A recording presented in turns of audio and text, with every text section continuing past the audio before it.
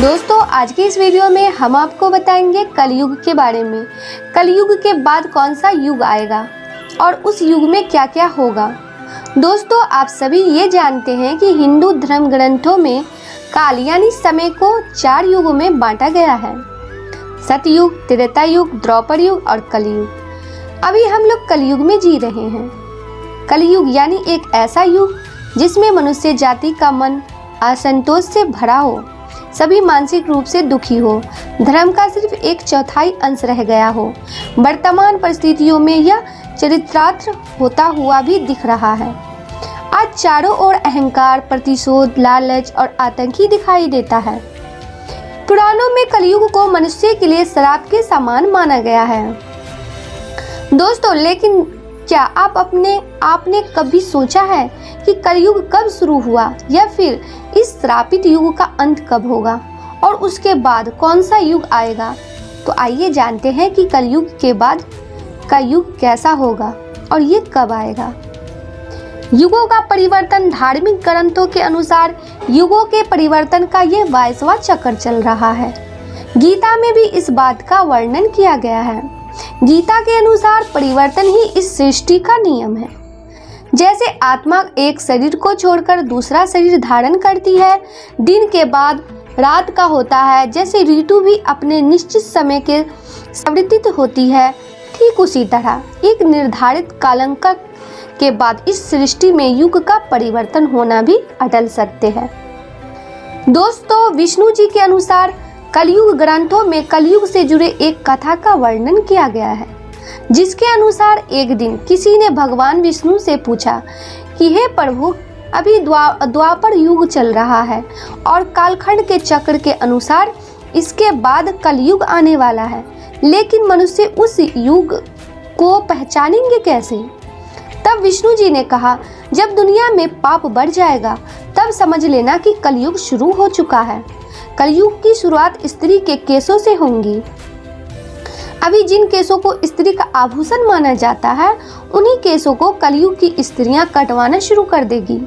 उसके बाद सभी स्त्री पुरुष सुंदर दिखने के लिए अपने बालों को रंगना शुरू कर देंगे और फिर कलयुग में किसी के भी बाल लंबे और काले नहीं दिखाई देंगे। इसके बाद जिस दिन पुत्र पिता पर हाथ उठा देगा, उस दिन समझ लेना कि कलयुग शुरू हो चुका है। इतना ही नहीं, जब घर में कलह क्लेश होने लगेगा, कोई आपस में मिलकर नहीं रहना चाहेंगे, लोग अपने ही घर में अपनों को मारने लगेंगे, तो समझ लेना कि कलयुग अपने चरम पर पहुंच चुका है। उसके बाद शिव और ब्रह्मा एक हो जाएंगे और फिर जब कलयुग हम सब पर हावी हो जाएगा तो हम तीनों मिलकर इस युग का अंत कर देंगे और एक नए युग की शुरुआत होगी, जहां सब कुछ फिर से सत्य होगा। दोस्तों ब्रह्मा पुराण के अनुसार कलयुग के अंत में मनुष्य की आयु महज 12 वर्ष रह जाएगी। इस दौरान लोगों में दोष और दुर्भावनापन बढ़ेगी। कलयुग की उम्र जैसे जैसे बढ़ती जाएगी वैसे वैसे नदियां सूखती जाएगी। बेईमानी और अन्याय से धन कमाने वाले लोगों में बढ़ोतरी होगी। धन के लोग भी मनुष्य किसी की हत्या करने में भी संकोच नहीं करेंगे। मनुष्य पूजा पाठ, व्रत, उपवास और सभी धार्मिक काम का करना बंद कर देंगे। गाय दूध देना बंद कर देंगी। मानवता नष्ट हो जाएंगी। लड़कियां बिल्कुल भी असुरक्षित नहीं रहेंगी। उनका अपने ही घर में शोषण होगा। अपने ही घर के लोग उनके साथ व्यभिचार करेंगे। आप बाप बेटी, भाई बहन कोई रिश्ते नहीं रह जाएंगे। एक भाई दूसरे भाई का ही शत्रु हो जाएगा। शादी जैसा पवित्र रिश्ता अपवित्र हो जाएगा। किसी की भी शादीशुदा जिंदगी ठीक से नहीं चलेगी। पति पत्नी एक दूसरे से बेवफाई करेंगे। कलयुग में समाज जो है हिंसक हो जाएगा। जो लोग बलवान होंगे उनका ही राज चलेगा और जब आतंक अपनी चरम सीमा पर होगा तो भगवान विष्णु का कलिक अवतार लेंगे और पृथ्वी से समाप्त अधर्मियों का नाश करेंगे। दोस्तों, शिव पुराण में भी कलयुग के बारे में बताया गया है। शिव पुराण के अनुसार घोर कलयुग आने पर मनुष्य पूर्ण कर्म छोड़ दुराचार में फंस जाएंगे और सबके सब सत्य से मुंह फेर लेंगे, दूसरे की निंदा में तृप्त हो जाएंगे, दूसरे के धन को हड़प लेने की इच्छा मनुष्य के मन में घर कर जाएगी। पराई स्त्रियों पर मनुष्य का मन आसक्त होने लगेगा तथा वो दूसरे प्राणियों की हिंसा करने लगेंगे। सभी अपने शरीर को ही आत्मा समझेंगे। यह ऐसा युग होगा जिसमें मनुष्य गुण नास्तिक और पशु बुद्धि वाले होंगे। संतान माता पिता से दोष रखेंगे, ब्राह्मण वेद बेचकर जीविका चलाएंगे, धन का उपार्जन करने के लिए ही विद्या का अभ्यास करेंगे और मद में मोहित रहेंगे। अपनी जाति के कर्म छोड़ दूसरों को ठगेंगे, तीनों काल की संधोपासन से दूर रहेंगे। इसके अलावा सभी क्षेत्रीय भी सौहार्द का त्याग कर देंगे। उनमें शौर्य का अभाव होगा। वे कुस्तुसिक चोरी चकारी करना पालन पोषण करेंगे, वैसे संस्कार और अधर्मियों का कर्म करेंगे। कलयुग की स्त्रियां प्रायः सदाचार से भ्रष्ट और पति का अपमान करेंगी। वह सास ससुर से घृणा करेंगी। स्त्रियां किसी का भी भय नहीं मानेंगी, मलिन भोजन करेंगी, उनका शील स्वभाव बहुत बुरा होगा और वे अपनी पति की सेवा से सदा ही विमुख रहेंगी।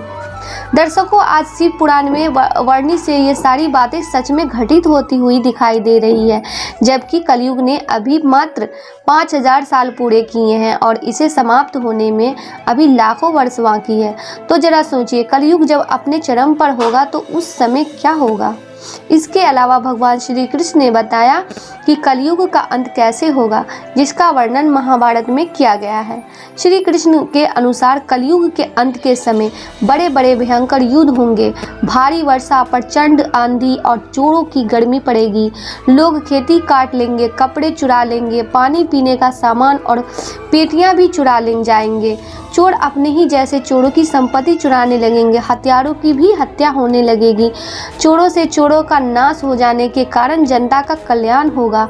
युगांत काल में मनुष्य की आयु अधिक से अधिक 12 वर्ष की होगी। लोग दुर्बल, क्रोध, लोभ तथा बुढ़ापे और शोक से ग्रस्त होंगे। उस समय रोगों के कारण इंद्रियां क्षीण हो जाएंगी। दोस्तों, इसके बाद कृष्ण जी आगे कहते हैं कि कलयुग में जब पाप अपने चरम पर पहुंच जाएगा और पृथ्वी लोक से धर्म समाप्त होने लगेंगे, तब मैं कलिक रूप में अवतरित होकर इस धरा को पापों से मुक्त करूंगा और उसके बाद जो नया युग आएगा सतयुग कहलाएगा। दोस्तों, सतयुग में मनुष्य अपने तपोबल से भगवान से बात कर सकेगा। इस युग में लोगों को अपने शरीर पर पूर्ण नियंत्रण होगा। आत्मा का परमात्मा के मिलन से सभी सुखी होगा, अर्थात सतयुग को इस सृष्टि का स्वर्ण युग कहा जाएगा। लेकिन सतयुग आने में अभी काफ़ी लंबा समय है। ओ तो क्यों ना हम लोग कलयुग में ही अपने धर्म और कर्म से सतयुग की तरह जीने का काम करें, क्योंकि ग्रंथों में भी इस बात का वर्णन मिलता है कि कलयुग में भी जो लोग धर्म और कर्म पर विश्वास करेंगे उन्हें सतयुग की तरह ही सुख की प्राप्ति